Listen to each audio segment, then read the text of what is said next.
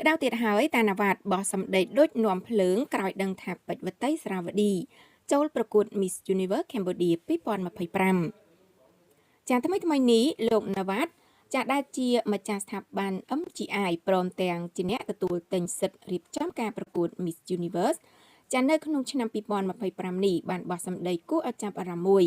ក្រោយពីមានអ្នកសួរលោកតាក់ទងនឹងការត្រឡប់មកវិញរបស់ពេជ្រវតីស្រាវឌីក្នុងកម្មវិធី Miss Universe Cambodia 2025 ចាក្នុងនោះខណៈកំពុង live នៅក្នុង TikTok ក៏មានអ្នកសួរនវ៉ាត់ថាតើលោកគិតយ៉ាងណាតាក់ទងនឹងការចូលប្រកួតកម្មវិធី Miss Universe Cambodia របស់ពេជ្រវតីស្រាវឌី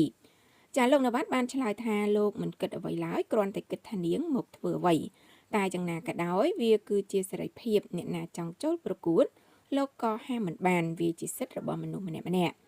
ចាលោកក៏មានសិទ្ធិកាត់ក្តីផងដែរព្រោះវាជាតួនាទីរបស់លោក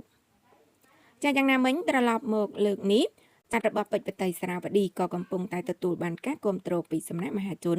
ក្នុងប្រទេសមិនធម្មតានោះដែរហើយគេសង្ឃឹមថានាងនឹងទទួលបានលទ្ធផលល្អក្នុងការប្រកួតនេះព្រោះនាងមានទាំងសមត្ថភាពបទពិសោធន៍និងសម្រស់